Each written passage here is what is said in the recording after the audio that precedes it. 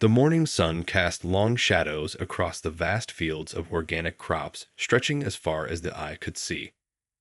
A tall figure stood at the edge of his farmland, his worn work boots planted firmly in the Georgia soil that had been in his family for generations. This wasn't just any farm. It was a testament to perseverance, innovation, and the power of dreaming big. 30 years ago, this same land had been just 50 acres of hope, passed down from his grandfather, who had worked every inch of it with calloused hands and unwavering determination. Now, those original 50 acres had grown into thousands, transforming into one of the Southeast's largest organic farming operations. The farmer smiled as he watched his workers carefully tending to the crops, using the innovative irrigation systems he designed himself. His methods had raised eyebrows at first. People said organic farming couldn't work on such a large scale. But he had proved them wrong, one harvest at a time. His techniques had earned him features in every major farming magazine in the country, and agricultural universities often sent their students to study his methods. Walking through the rows of thriving vegetables, he pulled out his phone to check the latest sales figures. The numbers were impressive. $50 million in annual revenue, with demand growing faster than they could keep up. But success had brought new challenges. Getting fresh produce to market quickly enough was becoming a real problem. Trucks were too slow, and produce would often spoil before reaching the stores, especially when trying to serve communities in food deserts. That's when the idea first took root in his mind. What if he could get his produce to market faster? What if he could bypass traffic-clogged highways altogether? He'd been reading about cargo planes and how they could transport goods across the country in hours instead of days. The more he thought about it, the more sense it made. In his office, surrounded by agricultural awards and family photos, he started researching. The walls told the story of his journey. Pictures of his grandfather working the original farm, news clippings about his innovative farming methods, and certificates marking each milestone of growth. But there was still room for more achievements, still heights to reach. He spent weeks preparing his proposal. His credit score was perfect, the business plan was solid, and the numbers made sense.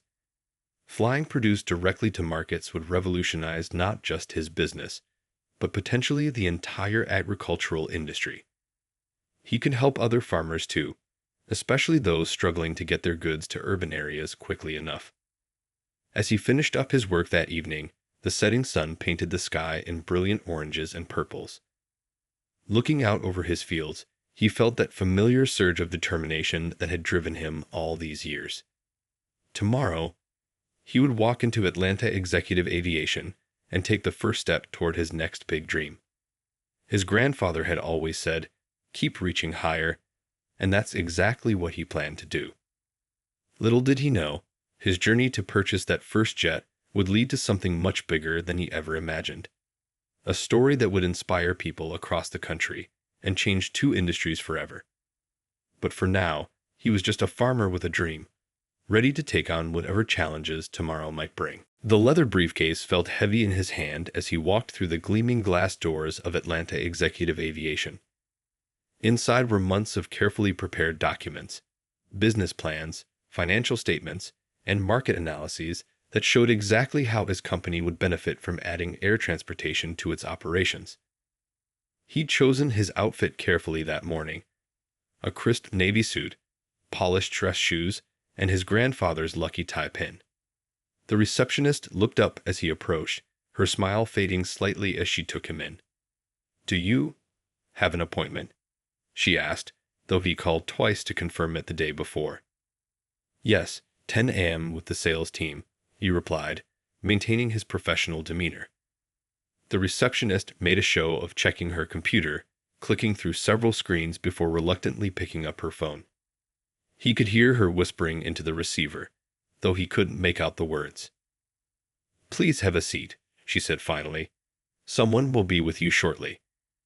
He nodded and settled into one of the leather chairs in the waiting area, placing his briefcase carefully beside him. The wall clock ticked away, 10:15, then 10:30, then 11 o'clock. Other customers came and went, Each greeted promptly and whisked away to view aircraft while he continued to wait. He used the time to review his numbers again, though he memorized them weeks ago. 50 million in annual revenue. Perfect credit score. A detailed business plan showing exactly how air transport would revolutionize his fresh produce delivery system. He even brought letters from major grocery chains expressing interest in his proposed faster delivery methods. Finally, at nearly noon, a sales representative approached. The man's handshake was brief and cool. "So, you're interested in purchasing an aircraft?" he asked, his tone suggesting he found the idea unlikely. "We'll need to run extensive background checks, of course, and verify all your financial information." Multiple times. "I've brought all the documentation you might need," he replied, opening his briefcase, "including bank statements, business records, and—" "Oh, I'm sorry," the representative interrupted, barely glancing at the impeccably organized papers. "But I've just been informed that all our aircraft are currently unavailable." He felt his heart sink, but kept his expression neutral. Through the large windows behind the representative's head, he could clearly see at least 3 jets sitting on the tarmac, their for sale signs clearly visible. "I see," he said quietly, carefully returning his documents to his briefcase. "And when might they become available?" "Hard to say," the representative replied, already turning away. "We'll call you if anything changes." As he walked back to his car, the farmer felt a mix of emotions: disappointment, frustration, and a deep, burning determination.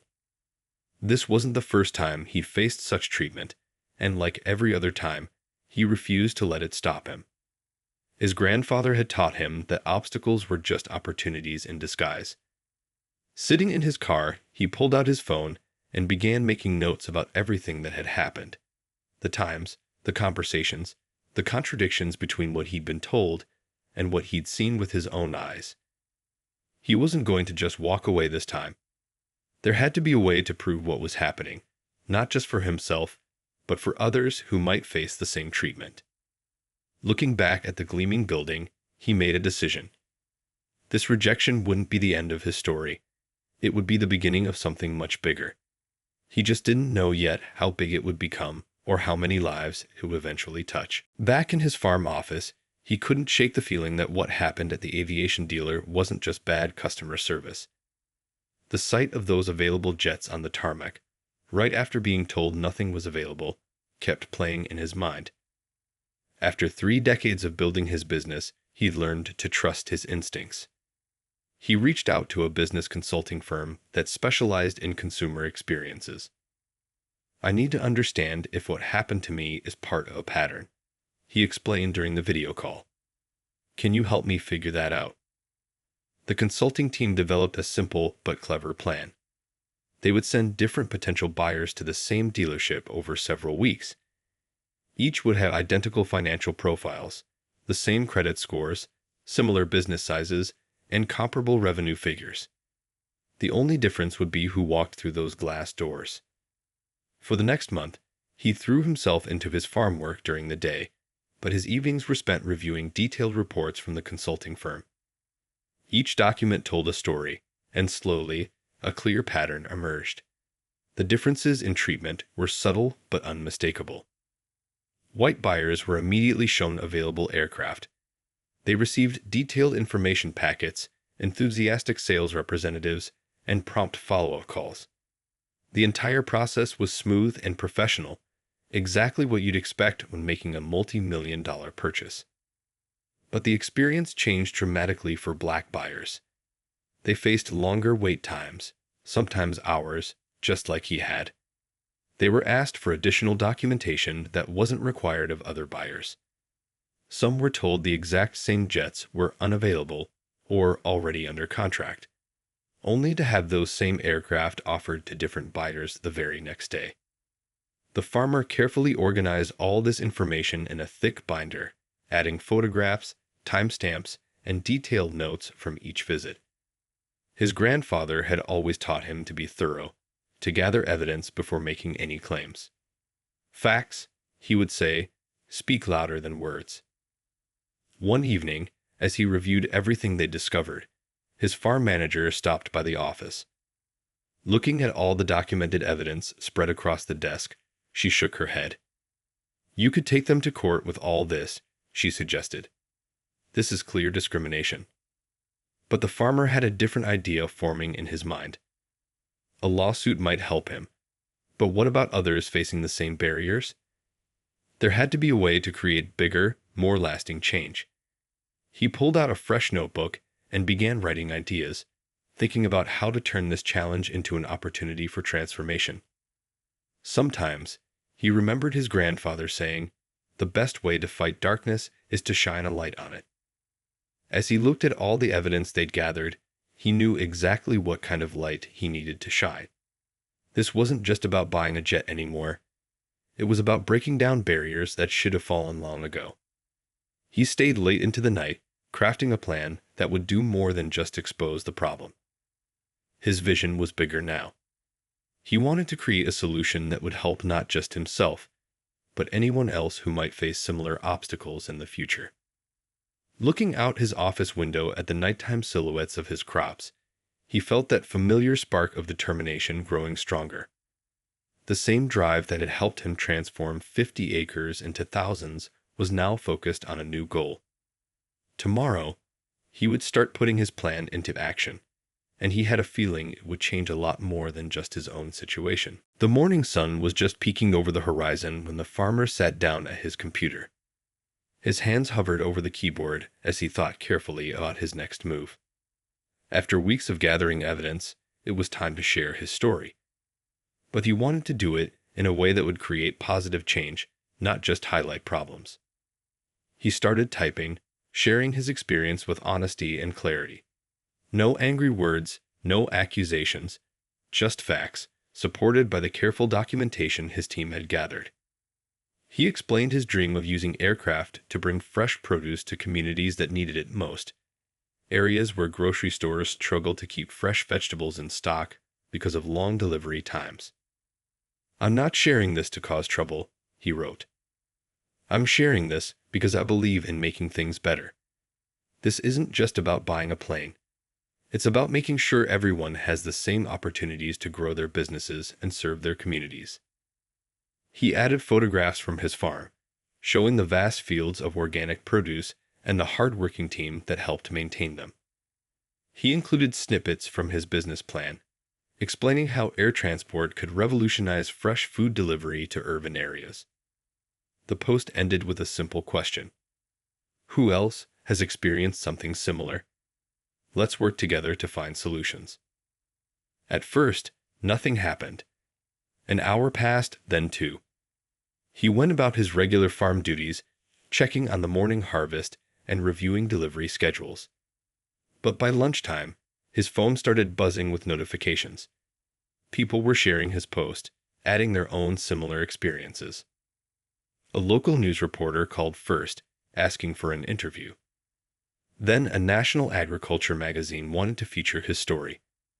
By evening, his inbox was flooded with messages from other farmers, business owners, and aviation industry professionals. Some shared their own experiences.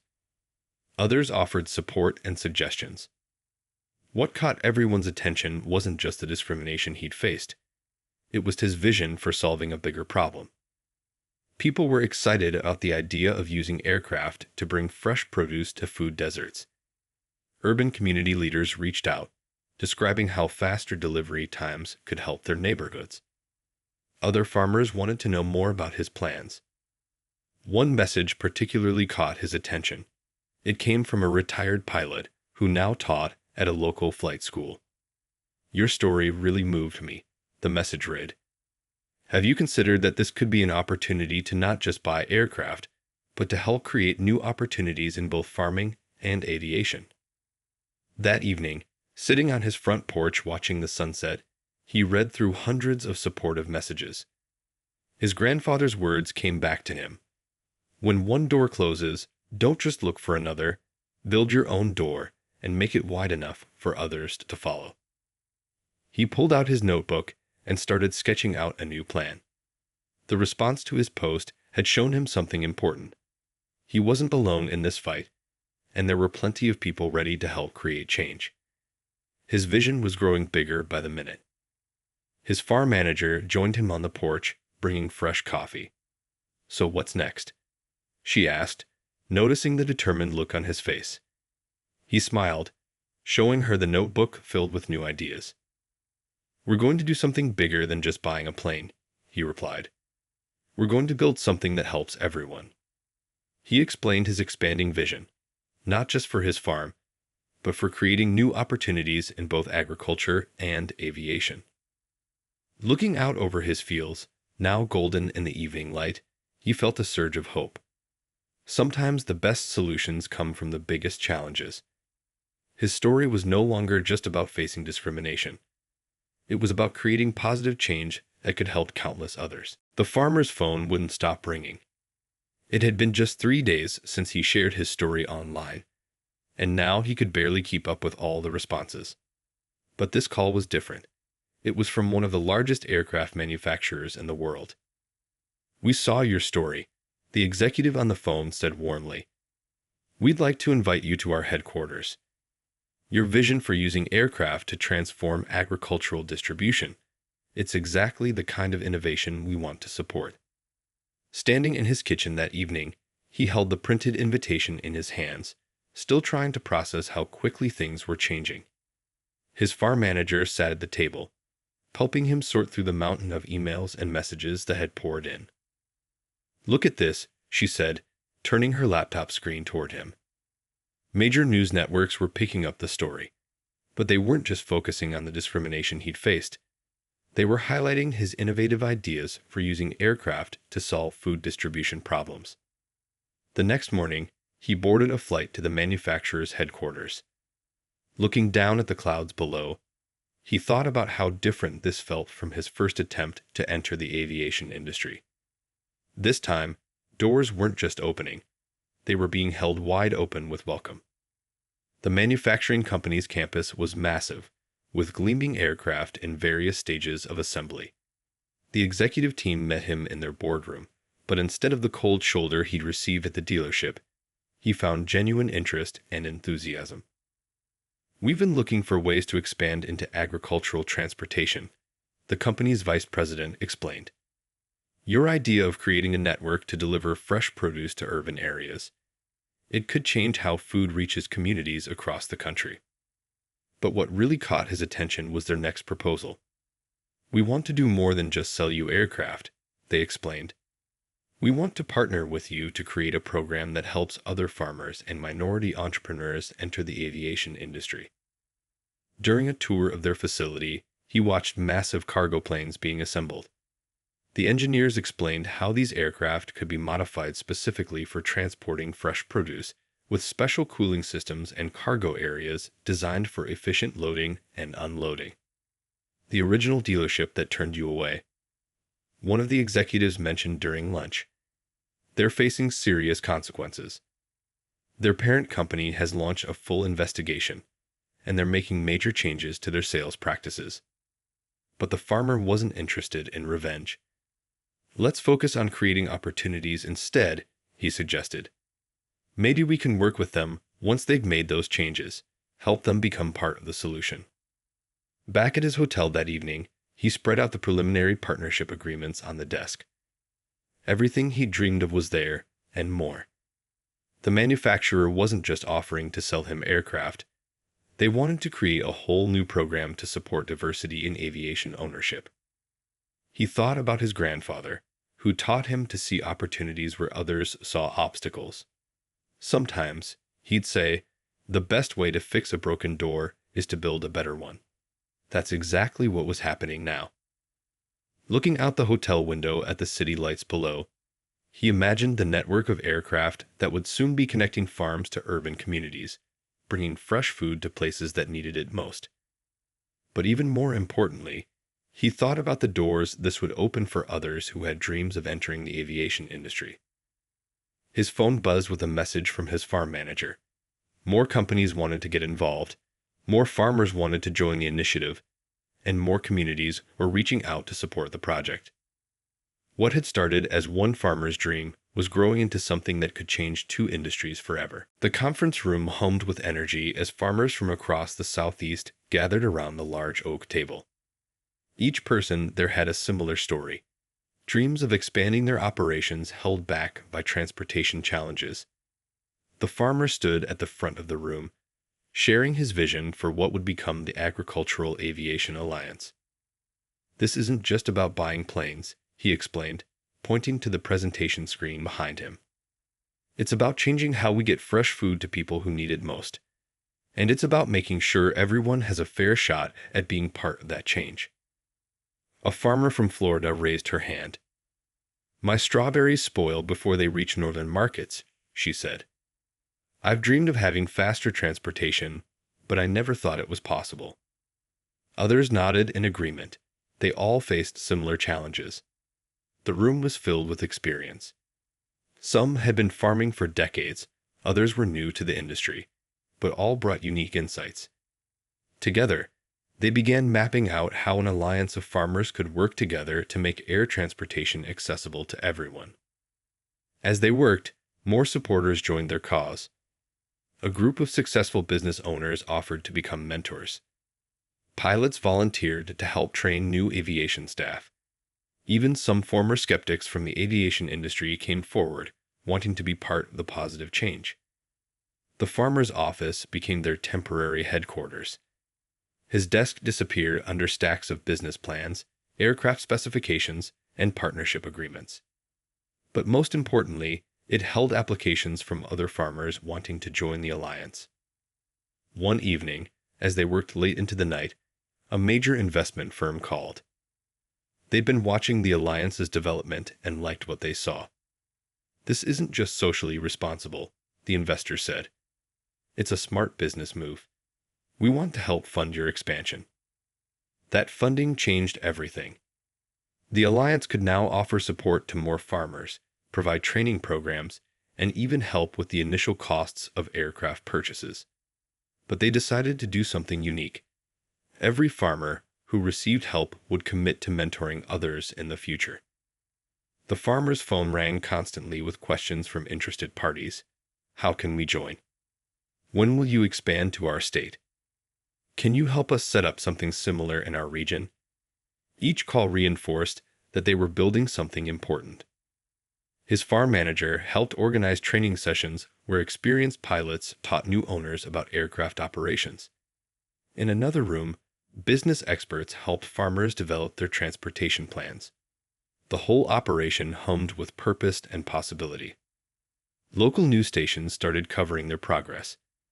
One reporter asked why he hadn't just bought his own plane and moved on after the manufacturer's offer.